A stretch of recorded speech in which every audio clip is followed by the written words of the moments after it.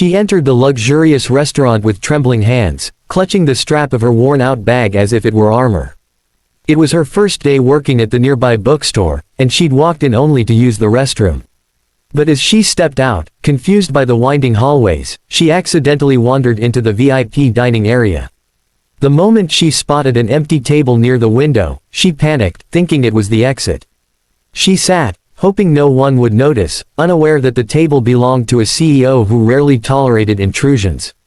The staff glanced at her with irritation, whispering among themselves. They saw the faded clothes, the nervous posture, the cheap sandals, and assumed she didn't belong. One waiter approached with a cold expression, ready to throw her out. She tried explaining, but embarrassment tangled her words. Before she could finish, a tall man in a charcoal suit approached from behind, his footsteps calm yet commanding. The waiter instantly straightened, recognizing the CEO. The girl swallowed hard, expecting to be scolded. Instead, the CEO pulled out the chair opposite her and sat down as though everything were perfectly normal. The waiter froze, confused but silent. The CEO glanced at the girl, his voice low and steady. "Stay." It wasn't a command, it was reassurance. Her eyes widened as he added, "You look like you need a moment to breathe. Take it." She felt her heart thump against her ribs, stunned by his unexpected kindness.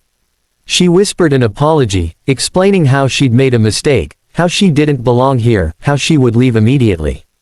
But he simply shook his head. Everyone belongs somewhere. Today, it's here. His tone wasn't pity, it was gentle understanding. She looked around, still uncertain, as the waiter retreated reluctantly. She didn't know this man, yet his presence softened the embarrassment that had been crushing her. He noticed her trembling hands and asked if she had eaten. She hesitated, embarrassed to admit she hadn't had a proper meal in days. He sensed the truth anyway. Without asking, he signaled the staff to bring food. She protested weakly, saying she didn't want charity, but he interrupted softly, "It's not charity. It's respect. You deserve to be treated like a human being." Her eyes stung with tears she tried to hide. As the dishes arrived, warm soup, soft bread, and a main course that filled the air with comforting aroma, she felt even more out of place. But the CEO didn't watch her awkwardly or make her feel small. Instead, he began talking about ordinary things, the traffic that morning, the weather, his meeting running late. He spoke like she was an equal, and slowly, she relaxed enough to eat the first spoonful. Her empty stomach responded instantly. While she ate, he observed her quietly.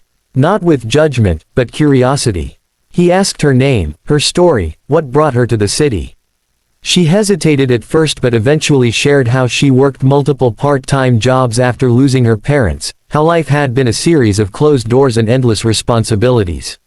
He listened without interrupting, something people rarely did for her. When she finished speaking, she expected a lecture, maybe some distant sympathy. Instead, he leaned forward slightly. "You've survived more than most people do in a lifetime," he said. "That's strength, not misfortune." She blinked, unused to being praised. For a moment, her shoulders eased, the weight she always carried feeling just a bit lighter. The staff watched from a distance, puzzled by their CEO's behavior. He was known for being stern, reserved, focused solely on work. Yet here he was, patient, warm, almost protective. A few workers whispered theories, but none dared approach. Meanwhile, the girl slowly began to smile, something she hadn't done freely in weeks. As the meal ended, she insisted she should repay him someday, even if it took years. He chuckled softly. "If you want to repay me, promise yourself that you'll stop apologizing for existing." His words caught her off guard. No one had ever said something so powerful to her. She nodded, unable to speak as emotion tightened her throat. He stood and gestured for her to follow him to the main entrance so she wouldn't get lost again. On the way, he spoke casually about how people often overlook their own worth, how society judges too quickly, how kindness is often mistaken for weakness. She listened, absorbing every word like sunlight after a long winter. At the exit, she thanked him again, this time with a steadier voice. He handed her a business card, not with arrogance, but sincerity. "If you ever need support, work, guidance, anything, call me." She stared at the card, confused.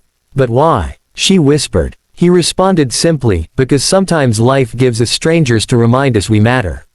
She walked out of the restaurant with a mix of disbelief and hope. The world outside still felt heavy, but something inside her had shifted. For the first time in a long time, she felt seen, not as a burden, but as a person with worth. She clutched the card as if it were a lifeline, her steps lighter than before.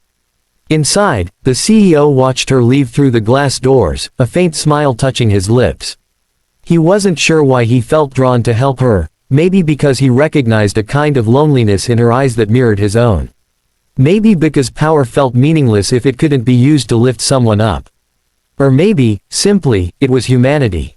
That night, as she lay on her thin mattress in her small rented room, she replayed the moment he said, "Stay."